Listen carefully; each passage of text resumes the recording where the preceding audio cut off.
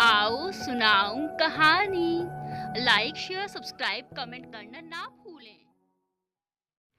सर्द मौसम में भी स्टेशन पर लोगों की काफी भीड़ थी। कुछ यात्री ट्रेन के इंतजार में प्लेटफॉर्म पर बैठे चाय की चुस्कियों का मजा ले रहे थे और कुछ लोग स्टेशन पर अपने घर या रिश्तेदार वालों को विदा कर रहे थे।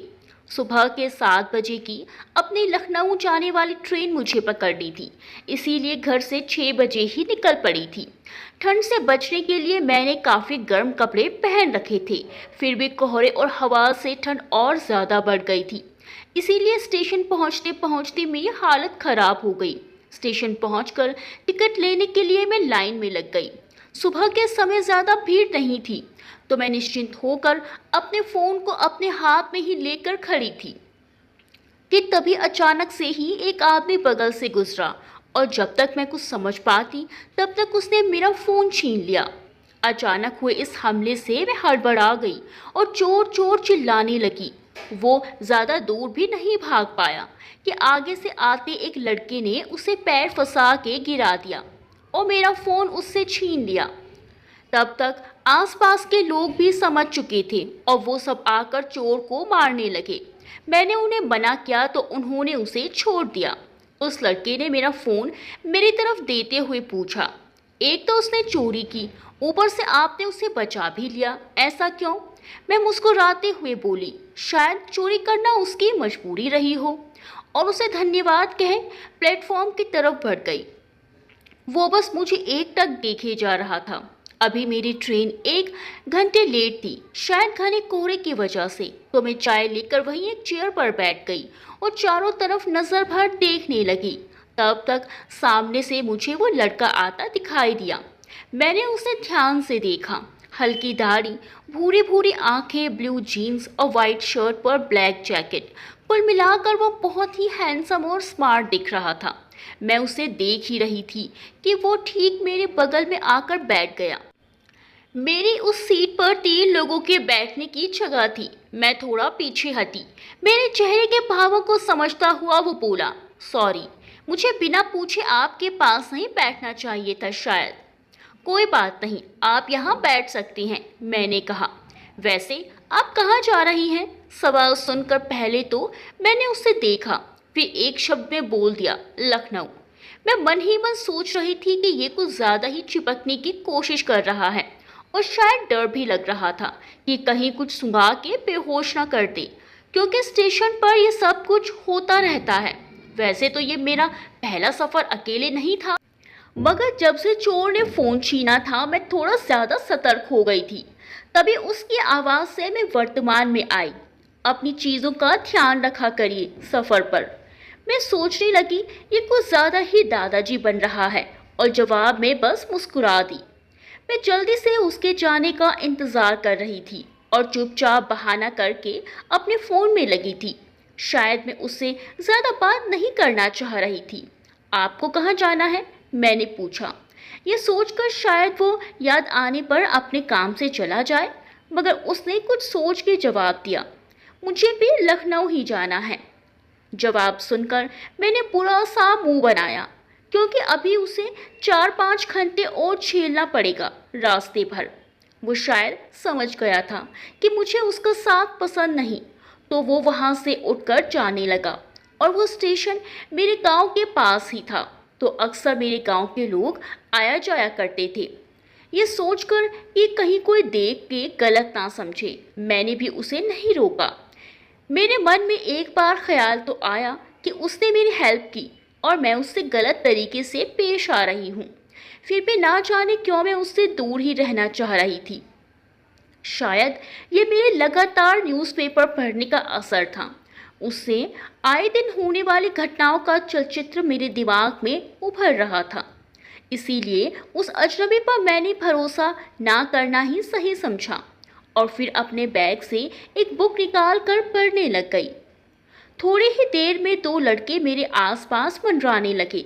मैं जहाँ बैठी थी उससे करीब 50 मीटर पर एक टी स्टॉल पर खड़े होकर वो आपस में एक दूसरे से बात कर रहे थे। फिर कुछ चिप्स के पैकेट लेकर मेरे पास की सीट पर दोनों आकर बैठ गए। मैं भी अपनी बुक में नजरें गड़ाए बैठी थी। बड़ी ही करारी है यार ये तो, उनमें से एक ने कहा। अगले ने जवाब दिया, और हॉट भी। मैंने उन्हें घूर कर देखा, दोनों ने अपनी बात बदल ली। हाँ यार, सच में ये चिप्स बड़ी करारी है। इतना कहकर दोनों ठहाके मार के हंसने लग गए। मैं लगातार उनके डबल मीनिंग बातें सुन रही थी और उतना ही गुस्सा बढ़ा जा रहा था मेरा। वैसे इससे पहले मैंने कई बार लड़कों को ऐसी बेतुकी बातों का जवाब दिया था, लेकिन आज मेरा एग्जाम था तो मैंने मूड खराब करना नहीं चाहा और बैग को उठाकर दूसरी सीट की तरफ बढ़ी। पर पीछे मुड़ते ही मुझे ऐसा लगा जैसे किसी ने मेरा दुपट्टा खींचा हो। मैंने पलटकर देखा, उनमें से एक ने दुपट्टे के कोने को पकड़ रखा था। मेरे देखते ही उसे छोड़कर दांत दिखाने लगा। क्या बदतमीजी है ये? मैंने चिल्लाकर पूछा। क्या हुआ मैडम, हमने क्या किया? वो तुरंत ही मुकर गया। तुमने क्या किया ये भी मैं ही बताऊं? घर में माँ बहन नहीं जो यहाँ बैठकर ऐसी हरकतें कर रहे हो? मैं बोल नहीं रही हूँ, इसका मतलब जो जी में आएगा वही करोगे। मैं गुस्से में लगातार उन पर बरस रही थी। आसपास के लोगों ने शोर सुनकर मेरी तरफ रुख किया। कुछ ने पूछा क्या हुआ, लेकिन मैं बस उन लोगों को लगातार गालियां दिए जा रही थी। गुस्से में मुझे तो ये भी ध्यान नहीं था कि यहाँ कौन खड़ा है और क्या पूछ रहा है। उनमें से एक ने सॉरी बोला और वो अपने दोस्त को खींचता हुआ वहां से लेकर चला गया। दोनों के जाने के बाद मैं थोड़ा शांत हुई और ढंग से चेयर पर बैठ गई। मेरी आंखों में आंसू थे और दिल जोर जोर से धड़क रहा था। कुछ देर बैठे रहने के बाद मैं अपने बैग को खोलकर पानी ढूंढने लगी, पर शायद जल्दी जल्दी में मैं पानी लाना भूल गई थी। क्या आपको पानी चाहिए? ये सुनकर मैंने मुड़कर देखा। जिस लड़के ने मेरा फ़ोन बचाया था वो सामने एक पानी की बोतल लिए खड़ा था। नो थैंक्स, मैं शॉप से ले लूँगी कहकर मैंने मना कर दिया और शॉप की ओर देखने लगी, लेकिन उठ के जाने का मन नहीं हुआ। अरे ले लीजिए, ये सील बंद है, मैंने इसमें कुछ नहीं मिलाया, जैसे बेहोशी की दवा। इतना कहकर उसने बोतल मेरे बगल में रख दी और जाने लगा। मैंने उसे रोका और कहा, क्या हम साथ लखनऊ चल सकते हैं अगर आपके साथ कोई और ना हो तो? मैंने शायद ये बात असुरक्षा के डर से कह दी। वह थोड़ा मुस्कुराते हुए बोला, हाँ क्यों नहीं, बस ट्रेन थोड़ी देर में आने वाली है। पर मैंने तो अनाउंसमेंट नहीं सुना, मैंने झटके से कहा, क्योंकि जब अनाउंस हुआ था तो तब आप गालियां देने में बिजी थी। जवाब सुनकर मैंने दांतों के नीचे के होंठ दबा लिए और खुद से बोल बैठी, धत तेरी की, तो क्या इसी ने सब सुन लिया?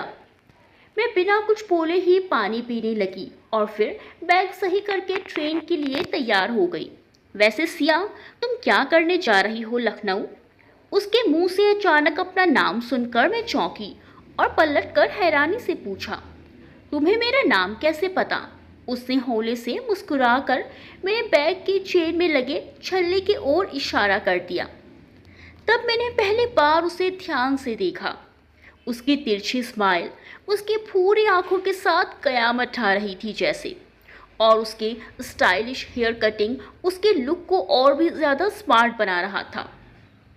वह मेरे बगल में खड़ा था और उसके सांसों से निकलने वाली भाप जो सर्दी की वजह से जम सी रही थी, वो सीधा मुझसे टकरा कर मुझे मदहोश सी करने लगी थी। ऐसा पहली बार था कि जब मैं किसी लड़के के करीब होने से इतना बेचैन सी हो रही थी। कहाँ खो गई? उसकी आवाज़ सुनकर मैंने नजरें झुका ली और बोली, वो मैं पूछ रही थी कि आपका नाम क्या है? समीर, उसने कहा। आप क्या करते हो? मेरे पूछने पर उसने कंधे उचका के जवाब दिया, फिलहाल तो कुछ नहीं। और तुम? मैंने बैग संभालते हुए बोला, मैं अभी बस पढ़ाई ही कर रही हूँ, आज मेरा एग्ज़ाम है, वहीं जा रही हूँ। इतने में हमारी ट्रेन के आने का अनाउंस हुआ और सामने से ट्रेन आती हुई दिखी। समीर ने एक हाथ से मेरा बैग लिया और दूसरे हाथ से मेरा हाथ पकड़ के ट्रेन की तरफ कदम बढ़ाए। उसके यूं अचानक इस तरह से हाथ पकड़ते ही मेरे बदन में जैसे बिजली दौड़ गई। उस ठंड के मौसम में उसके हल्के, मुलायम और गर्म हाथों का एहसास मुझे बड़ा अच्छा लगा। पर अगले ही पल में होश में आई और जल्दी से अपना हाथ खींच के बोली, मैं खुद चल सकती हूँ। वो धीरे से मेरे कान के पास आकर बोला, पहले अपने पीछे देखो। मैं पलटी। वो दोनों लड़के भी अपना बैग लिए पीछे पीछे आ रहे थे। इन दोनों को तो मैं। उसके आगे मैं कुछ बोलती तब तक ट्रेन पटरी पर लग चुकी थी। समीर ने फिर से मेरा हाथ पकड़ा और बोला, छोड़ो उन्हें वरना ट्रेन मिस हो जाएगी। मैंने इस बार उसका हाथ नहीं छुड़ाया बल्कि उसके पीछे हो ली। मैं ट्रेन में चढ़ी। ट्रेन में ज़्यादा भीड़ नहीं थी और खिड़की की जगह भी खाली थी, तो मैं वहीं बैठ गई। समीर भी मेरे सामने की सीट पर ही था। वो दोनों लड़के भी मेरे ही कोच के डब्बे में आकर बैठ चुके थे। उन्हें देख के मैं बड़बड़ाई, लगता है अभी इनका मन नहीं भरा, गालियां कम पड़ गई शायद। समीर ने मुझे इशारे में चुप रहने को कहा। मैं चुप तो हो गई लेकिन मन ही मन सोचने लगी, कितना फट्टू है ये। ट्रेन धीरे धीरे बढ़ने लगी। हम दोनों चुपचाप बैठे हुए खिड़की से बाहर देख रहे थे। वो दोनों लड़के लगातार हमें ही घूरे जा रहे थे। मैं उनके नज़रों को अपने ऊपर महसूस कर पा रही थी और सच तो ये था कि अंदर ही अंदर डर भी रही थी, लेकिन समीर के साथ होने से मैं थोड़ा निश्चिंत भी थी। अपने बुक को खोलकर मैं अपना ध्यान उसमें लगाना चाह रही थी, लेकिन दिमाग में लगातार उल्टे सीधे अनहोनी के ख्याल आते जा रहे थे। उस डब्बे में हमारे अलावा वो दो लड़के और चार उम्रदराज लोग भी थे। चिंता इस बात की थी कि उनमें से कोई भी महिला नहीं थी मुझे छोड़कर। अगले एक दो स्टेशन तक हम दोनों में कुछ औपचारिकता भर की बात हुई, क्योंकि हम दोनों एक दूसरे से अनजान हैं। ये बात मैं उन लड़कों को लोगों पर जाहिर नहीं होने देना चाह रही थी और शायद समीर भी इसे समझकर ही चुप था। आने वाले एक दो स्टेशन पर वो चारों लोग एक एक करके उतर चुके थे और कोई भी नया शख्स उस बोगी में नहीं आया था। बचे तो सिर्फ चार, मैं, समीर और वो दोनों लड़के। मेरा दिल किसी अनहोनी की शंका से जोरों से डर रहा था। फिर भी मैं अपने आप को ऊपर से कठोर बना के बैठी थी। वो दोनों लड़के जो अब तक चुप थे, सबके जाते ही फिर भद्दे भद्दे कमेंट्स पास करना शुरू कर दिए। काश इस ठंड के मौसम में हमारे साथ भी कोई होता यार, तो मज़ा आ जाता। उनमें से एक ने कहा तो दूसरे ने हामी भरी और दोनों जोर जोर से ठहाके लगा के हंसने लगे। उन दोनों का इशारा समझकर मैं गुस्से और शर्म से सराबोर हो रही थी, लेकिन समीर चुपचाप अभी भी खिड़की से बाहर ही देख रहा था। मैंने उससे धीरे से कहा, तुम कुछ बोलती क्यों नहीं? कोई ज़रूरत नहीं है उनके मुंह लगने की, हम अगले स्टेशन पर बोगी चेंज कर लेंगे, उसने भी जवाब दिया। मैं मन में ही सोच रही थी कि बेकार में इस फट्टू का साथ ले लिया, इससे तो अच्छा मैं अकेले ही इनसे निपट लेती। और ये दोनों कमीने मेरे गांव में मिले होते तो अब तक दो चार थप्पड़ तो लगा ही चुकी होती। मैं समीर के जवाब से थोड़ा सहमत भी थी, इसीलिए चुप होकर बैठी रही। हम दोनों को चुप देख उनकी हिम्मत भी बढ़ती जा रही थी और दोनों लगातार डबल मीनिंग बातें किए जा रहे थे। मैं जल्दी से अगले स्टेशन आने का इंतज़ार करने लगी, पर उसमें अभी देरी थी। तभी उनमें से एक थोड़ा आगे आया और मुझसे बोला, क्यों मैडम, थोड़ी बातें हमसे भी कर लो, हम भी तुम्हारे आशिक हो गए हैं। इससे पहले कि मैं कुछ बोलती समीर उठा और एक ज़ोरदार चाटा उस लड़के के मुंह पर रसीद कर दिया। मैं हैरानी से उसे देखे जा रही थी। इतने में समीर ने उसकी कॉलर पकड़ी और उसे घूरते हुए बोला, इससे आगे एक शब्द भी बोला तो यहीं से नीचे फेंक दूंगा।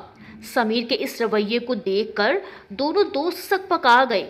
दूसरा दोस्त उसके पास आया और उससे बोला कि चल यार, गलती तेरी ही थी, और दोनों चुप होकर बैठ गए। मैं तो बस एकटक समीर को देखे जा रही थी और दोनों का झगड़ा ना भर जाए इस बात से डर भी रही थी। मगर उसके दोस्त ने समझदारी दिखाई तो मैंने भी समीर को चुप होकर बैठने को कहा। अगले स्टेशन पर हमने बोगी चेंज कर दी। समीर अभी भी गुस्से में था। न जाने क्या सोचकर मैंने उसका हाथ अपने हाथ में लिया और बोली, अब शांत हो जाओ। समीर ने मेरी तरफ देखा और मेरे दोनों कंधों को पकड़कर बोला, अब से तुम कभी भी अकेले कहीं नहीं जाओगी। मैं हमेशा तुम्हारे साथ रहूंगा सिया। तुम जहाँ भी जाना मुझे पता होना चाहिए हमेशा, समझी? मैं अवाक सी रह गई। आखिर वो इस कदर मुझ पर अपना हक जो जता रहा था। मैंने बिना कुछ बोले समीर का हाथ अपने कंधे से हटाया। मैं सोच ही रही थी कि शायद अभी की घटना का असर हुआ समीर पर, इसीलिए वो ऐसा बोल रहा है। मैं थोड़ा बनावटी मुस्कान के साथ बोली, तुम ज़्यादा परेशान मत हो समीर। मैं अक्सर अकेले ही सफ़र करती हूँ और ज़्यादातर लेडीज़ कंपार्टमेंट में ही बैठती हूँ। वो तो शायद आज का दिन ही कुछ ठीक नहीं था तो। नहीं सिया, तुम अब से कहीं अकेले नहीं जाओगी। तुम मेरी बात समझती क्यों नहीं? माना कि तुमने आज मेरी बहुत मदद की, पर मेरे बारे में इतना सब कुछ तय करने वाले आखिर तुम कौन हो? मैंने झल्ला कर बोल दिया। अब समीर की आंखों में आंसू थे। उसने धीरे से कहा, माना कि मैं कुछ नहीं हूँ तुम्हारे लिए, पर सच तो ये है कि तुम मेरी सब कुछ हो सिया। समीर का ये जवाब मेरे लिए फिर हैरानी का कारण था। पर हम तो अभी थोड़ी देर पहले ही मिले और एक दूसरे के बारे में ज़्यादा जानते भी नहीं हैं। फिर भी तुम कैसी बातें किए जा रहे हो? मैंने पूछा। सिया, तुम्हें याद है तुम्हारे स्कूल जाने वाले रास्ते पर हर रोज कुछ लड़के खड़े रहते थे जो तुम्हें आते जाते परेशान किया करते थे?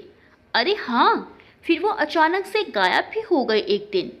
सच पूछो तो मैं ही नहीं और भी कई सारी लड़कियां उन लोगों से परेशान थी।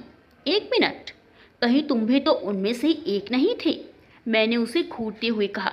अरे नहीं, मैं उनमें से तो नहीं था, पर वो सब लड़के मेरे गांव के थे। उस दिन मैं छुट्टी पर आया था और चांद से उसी रास्ते से घूमने निकल गया। वो पहला दिन था जब मैंने तुम्हें देखा था और तुम्हें देखते ही तुमसे प्यार हो गया। फिर मैंने उस दिन उन लड़कों की शिकायत पुलिस में जाकर कर दी और तब से उन लड़कों ने तुम्हें परेशान करना छोड़ दिया। पर तुमने कहा तुम छुट्टी पर आए थे, तो क्या तुम जॉब करते हो या पढ़ाई? मैंने पूछा। मैं आर्मी में हूँ सिया। फिर मेरे पहले पूछने पर तुमने झूठ क्यों कहा कि अभी कुछ नहीं करते तुम? झूठ कहा, सच तो कहा था। अभी मैं 2 महीने की छुट्टी पर हूँ, तो मैं अभी कुछ नहीं करता।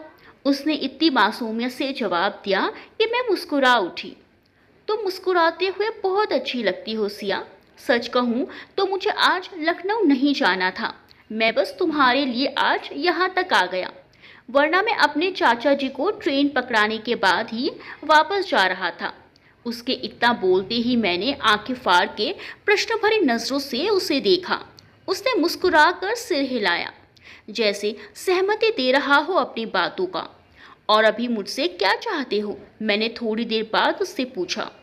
कुछ नहीं, बस उम्र भर का साथ, उसने जवाब के साथ अपना हाथ आगे बढ़ा दिया, जिसमें उसने अपने हाथ की अंगूठी निकाल के मेरी तरफ इशारा किया। अगर तुम्हें मंजूर हो तो इसे पहन लेना, उसने कहा। और तुम्हें क्यों लगता है कि मैं तुम्हारी बात मान ही जाऊंगी? मैंने थोड़ा गुस्से में कहा। मैं नहीं, ये मेरा दिल कह रहा है सिया कि तुम ज़रूर मानोगी। इतना कहकर वो अंगूठी मेरे सामने रख के बगल के सीट पर जाकर बैठ गया। वैसे तो उस वक्त तक मेरा कोई बीएफ नहीं था और ना ही मैं ऐसे किसी झमेले में पड़ना चाहती थी, क्योंकि मेरा फोकस मेरी स्टडी में था। ऊपर से मेरे घर वालों को जो बिल्कुल ही खिलाफ थे ऐसी बातों के, मैं लगातार यही सब सोचे जा रही थी। उस बीच कई स्टेशन पर ट्रेन रुक चुकी थी और कई लोग उस बोगी में चढ़ उतर चुके थे। मैं लगातार खिड़की से बाहर देखे जा रही थी। आधे घंटे में ही लखनऊ पहुंचने वाली थी, पर अब तक इस बात से अनजान थी कि मैं समीर को सीधे सीधे मना क्यों नहीं कर पा रही हूँ।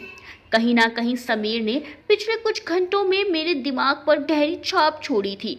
मेरा दिल उसे ऐसे ही मना नहीं करने दे रहा था और रह रह कर मुझे अपने घर वाले भी याद आ रहे थे, क्योंकि अगर मैं आज किसी रिश्ते में आगे बढ़ भी जाऊं तो कल को सब स्वीकार करें या ना करें। मुझे खामोश देखकर समीर ने चुप्पी तोड़ी। मैं स्टेशन से ही घर लौट जाऊंगा दोबारा, तुम सोच समझ कर जवाब दे देना। इतना कहकर उसने मेरा फ़ोन लेकर अपना नंबर सेव कर दिया और फ़ोन मुझे देते हुए बोला, यकीन करो मैं तुम्हें हमेशा खुश रखूंगा। मैं इस तरह से तुमसे अपने दिल की बात करना तो नहीं चाह रहा था, पर क्या करूं, सब कुछ होता चला गया। शायद तकदीर भी हमेशा मिलाना चाह रही थी हमें सिया। तुम जो भी फैसला लोगी मुझे मंजूर होगा। तुम्हारी खुशी में ही मेरी खुशी होगी। थोड़ी देर बाद ही स्टेशन आ गया। वो मुझे रोड तक छोड़ने आया। उस पूरे रास्ते में खामोशी रही। फिर एक बार मुड़ के समीर को देखा।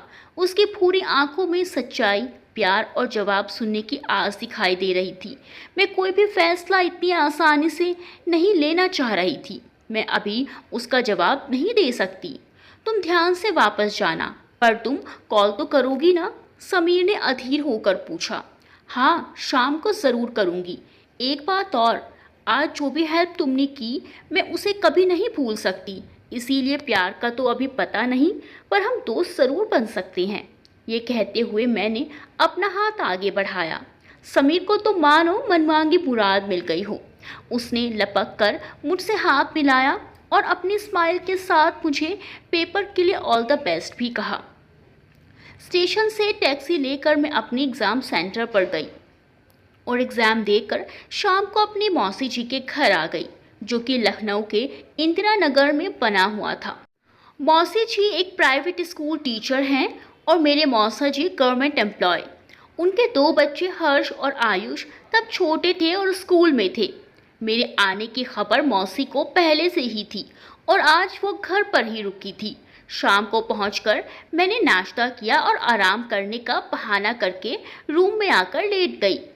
सच तो ये था कि जब से मैं समीर से मिली थी वो मुझे पहली ही नज़र में पसंद आ गया था, मगर वो तब अजनबी था मेरे लिए और मैंने इतना आगे तक कुछ भी नहीं सोचा था अभी। कहते हैं कभी कभी आपके ज़बान पर सरस्वती का वास होता है और उस वक्त का बोला गया सच होता है। और शायद जब मैंने समीर को देखकर उसे पसंद किया था तो ऐसा ही कुछ करिश्मा हुआ कि उसने खुद मुझे शादी के लिए बोल दिया। समीर की दी हुई अंगूठी मेरे हाथ में थी और मैं बिस्तर पर लेटे लेटे उसकी बातों को सोचकर मुस्कुरा रही थी। लेकिन अगले ही पल जब माँ पापा की हिदायत याद आती तो दिल पैट सा जाता मेरा। मैं अपने फ़ोन के डायल पैड पर बार बार समीर का नंबर लाती और हटा देती। मेरी हिम्मत नहीं हो रही थी कि उसे कॉल करूं, और कर भी दूं तो क्या कहूं उससे। एक अजीब सी कशमकश हो रही थी दिल में। ना चाहते हुए भी दिल बार बार समीर के बारे में ही सोच रहा था। ये मेरे साथ पहली बार हो रहा था। क्या इसी बेचैनी को प्यार कहते हैं? अरे नहीं, अभी तो उससे मिले एक दिन भी नहीं गुजरा और तुझे उससे प्यार भी हो गया। ये बस अट्रैक्शन है, उससे ज़्यादा कुछ नहीं। फिर क्यों उसकी वो मुस्कान और प्यारी आंखें मुझे बार बार अपने पास बुला रही हैं? और क्यों आज मैं पहली बार किसी के बारे में इतना सोच रही हूँ? अभी तो दोस्ती की है ना, कुछ दिन उसे जानने का समय दे, फिर कुछ सोचना आगे का सिया। तो कब से इतनी जल्दबाजी करने लगी इन सब मामलों में? इस तरह के हजारों सवाल एक साथ मेरे दिमाग में आ जा रहे थे। लेकिन कहते हैं ना, प्यार तो आखिर प्यार है। उसमें इंसान वक्त, उम्र, जाति, धर्म, बड़ा छोटा, अमीर गरीब कुछ नहीं देखता। जब जिसे जहाँ होना होता है ये पहली नज़र में ही हो जाता है। और आज शायद मैं भी उस प्यार की गिरफ्त में कैद हो गई थी। बस उसे मानने को दिमाग तैयार नहीं था। करीब आधा घंटा तक सोचने के बाद आखिर मैंने समीर को कॉल कर ही दिया। हेलो सिया, मुझे पता था तुम्हारी कॉल ज़रूर आएगी। तुम्हारा पेपर कैसा गया सिया? अच्छा, तो तुमने हमारे बारे में क्या सोचा? फ़ोन उठाते ही समीर ने एक साथ कई सवाल कर दिए। अरे ज़रा सांस तो ले लो समीर, कितने सारे सवाल किए जा रहे हो एक साथ? मैंने जवाब दिया। ओह हाँ, मैं कुछ ज़्यादा खुश हो गया तुम्हारी कॉल देखकर। अच्छा, पहले बताओ कि पेपर कैसा गया तुम्हारा? बहुत बढ़िया गया। तुम बताओ, ठीक से पहुंच गए घर या कोई प्रॉब्लम हुई रास्ते में? मैंने पूछा। नहीं नहीं, कोई प्रॉब्लम नहीं हुई। ट्रेन लेट थी तो मैं प्राइवेट गाड़ी से जल्दी वापस आ गया और बस तब से तुम्हारे फ़ोन का इंतज़ार ही कर रहा था। समीर की हर एक आवाज़ से जाहिर था कि वो मेरे फ़ोन करने से कितना खुश है। समीर, तुम्हारी छुट्टी कब तक है? मैंने बात घुमानी चाहिए। अभी तो पूरा 1 महीना है सिया। चलो अच्छी बात है। घर वापस आकर मैं तुमसे मिलना चाहूँगी, अगर तुम्हें टाइम हो तो। हाँ हाँ, क्यों नहीं, तुम्हारे लिए तो मैं पूरी ज़िंदगी फ्री हूँ सिया, उसने कुछ रूमानी अंदाज में जवाब दिया। तुम मुझे बार बार नाम से क्यों बुलाते हो? क्योंकि मुझे तुम्हारी ही तरह तुम्हारा नाम भी बहुत पसंद है, इसीलिए मैं तुम्हें हमेशा नाम से ही बुलाता हूँ। समीर के इस जवाब पर मैं मुस्कुरा रही थी और इस तरह से बातें करते करते 2 घंटे से भी ज़्यादातर बीत चुका था। मेरी ज़िंदगी का ये पहला एक्सपीरियंस था जब मैंने पहली बार किसी लड़के से इतनी देर तक बात की थी, वो भी फ़ोन पर। मौसी की आवाज़ देने पर मैं फ़ोन रख के वापस आई तो मौसा जी ऑफिस से आ चुके थे। शाम को हम लोग रिवर फ्रंट घूमने गए और डिनर बाहर ही किया। मौसी के बच्चे मुझसे मिलकर बहुत खुश थे।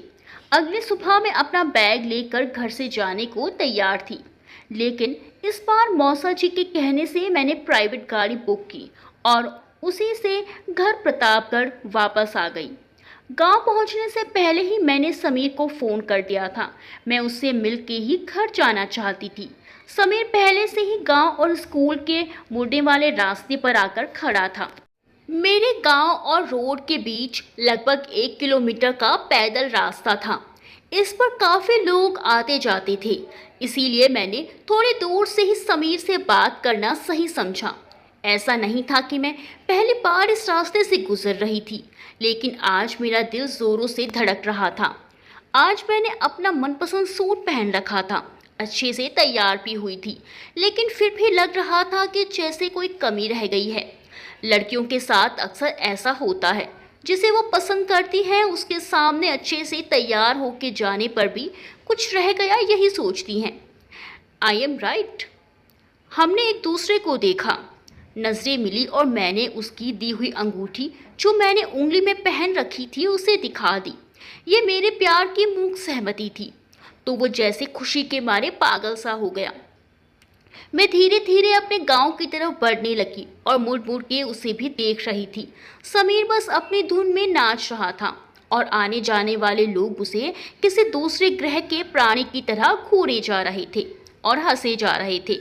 हंसी तो मेरी भी नहीं रुक रही थी उस पल, मगर किसी को शक ना हो इसीलिए मैं आगे बढ़ गई। मैं और समीर हर रोज़ घंटों बातें करते, घर वालों से छुपते छुपाते हम दोनों हर रोज़ एक दूसरे को ज़रूर देखते थे। हर शाम समीर अपने दोस्तों के साथ मेरे गांव के पास घूमता और मौका मिलते ही एक चक्कर मेरी गली के भी लगा लेता और हम एक दूसरे को दूर से देखकर ही खुश हो जाते। दोस्तों, वीडियो को लाइक करना बिल्कुल ना भूलें। मिलते हैं अगली वीडियो में कहानी के अगले भाग के साथ। तब तक के लिए बाय बाय।